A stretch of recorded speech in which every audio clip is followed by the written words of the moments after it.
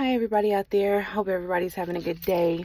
I'm going to speak briefly. This is basically how I feel about a whole lot of things. I've been talking to a lot of ladies about dating and bringing your children into becoming into your polyamorous relationship, especially for those are the new to it. Yes, that is definitely it. For those that don't know, I'll always repeat, I've been in the poly lifestyle. We're living polyamorous for about 15, 16 years now. And I have 3 children that has been raised in this dynamic.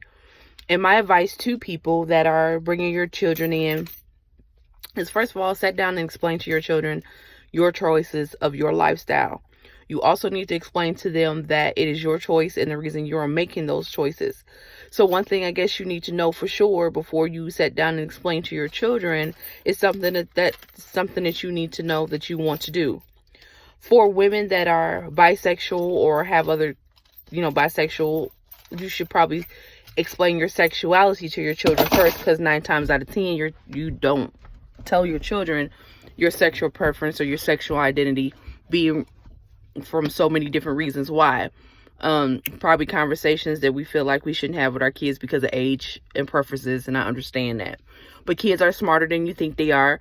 They know more than what you think you are hiding or shielding from them. Also, you are not the only poly couple out there, so it might shock you to the ins and out that when they go to school or talk to other people, other children and parents are living the exact same lifestyle that you're living. So you have to govern your children first. Once you do that, once you have established that and you dating, it's no different than a monogamous relationship. This is where it comes in. When your kids understand and you find something that makes you happy, it's the same vetting process. You don't want to bring no one around your children that you don't feel like is going to have a positive influence on their life, regardless if you're boyfriend, girlfriend, or whatever. It's the same policies that goes along with monogamous relationships.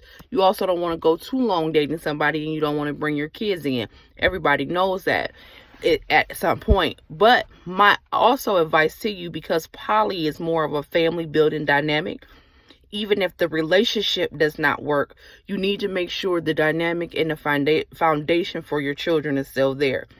Inspective people that we have dated, or me and my husband have dated, it's only been one that we don't have any contact with to this day, and that's because that person moved like way out of state and they just had some things that they had to do with their life, and I understand that. But everyone else, we are still active parents or active good influence into the children's life that we have dated. We don't never ever go into dating somebody if the relationship didn't work, because how hard we try to work on communication.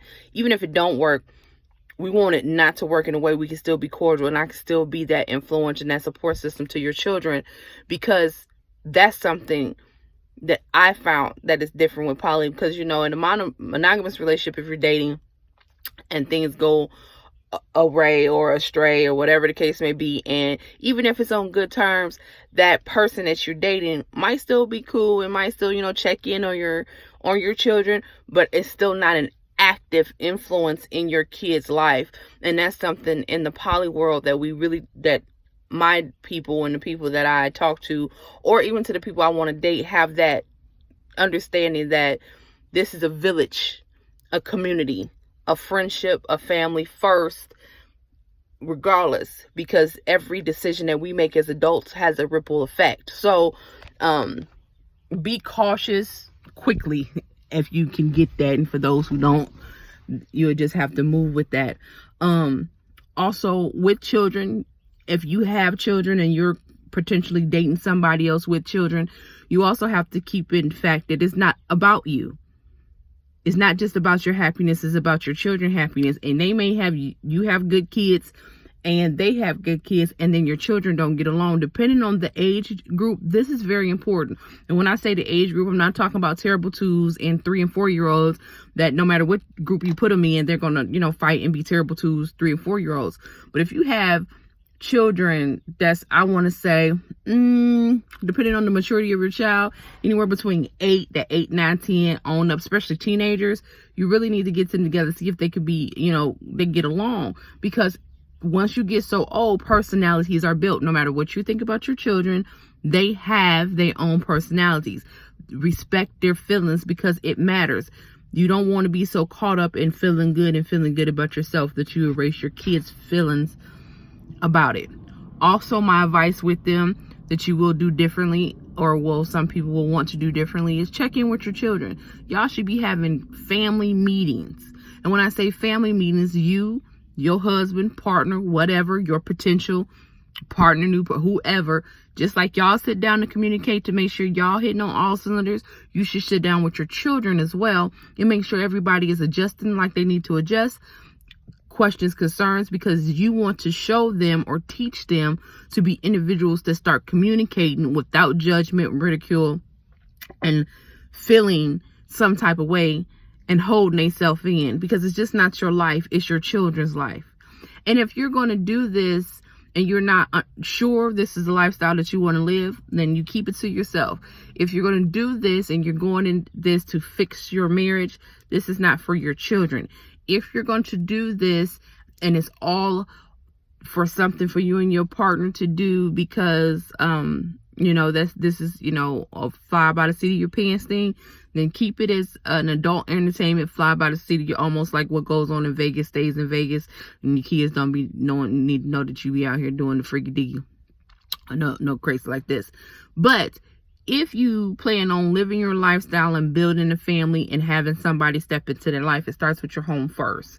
Do it cautiously, do it efficiently, and meaning that, if this person is solid, y'all done went on a couple of dates, y'all dating, y'all really talking about it, and even to the long distance relationships, and you're talking about moving another family in, it should be several visits between the pop-up of a new family and y'all moving in together and starting a relationship. Because just like you two, you have been conversating with the potential. I'm sorry, I had something on my nail. You have been conversating with the potential. You have been spending time with the potential. You have been doing this, but your kids haven't. So in your children's eyes, when I say pop-up family, if a partner comes, male or female, with a child or children, that is a family, and you're attaching it to your whole family. So with that, you have to make sure they can at least get some understanding, especially if both the couples are new to poly. Because I say the single or whatever, because like with us, our children grew up poly, so they know the welcoming coming in, their different type of embrace. So it's not no big thing. Oh, okay, this is what it do. And then also my kids, for when we did date and got that far, it was like, oh, okay, we know how to treat people accordingly. But that's because they grew up in it. Everybody did not. And when that happens, like I said, my advice is to make sure you have constant communication with your partners, have space, have time, have respect for your children's emotions and their views as you explain this thing to them. And make sure you try to seek as much. If you can't explain it to a 5-year-old where they get it, then you need to go back to the drawing board and see how you can do it. Just my best advice. Well, and I think that pretty much covers everything when it comes to introducing your children into the poly lifestyle and trying to communicate with them so they can understand and get understanding of where you are coming from. If you do those things, things should transition smoothly. You shouldn't have too many hiccups. And just, pick your life partners carefully with understanding, love, communication, trust, and all that other stuff. But tell me what you think in the comments. If you have any other questions, you want any advice on anything else. I'm trying to get here every week, answer as many questions my YouTube as I do on my Facebook, to help my community out. As I encourage in all my other videos, please seek out more Black poly experience givers, life experts, and community builders, so you can find your advice, get your strength, find your community, find your friend, love one another, and build with one another. Y'all have a good evening. Love, peace, and fish grease. If you have not subscribed to my channel, hit that little dingy on one of them corners. If not, thank you for watching, and I'll see y'all next time.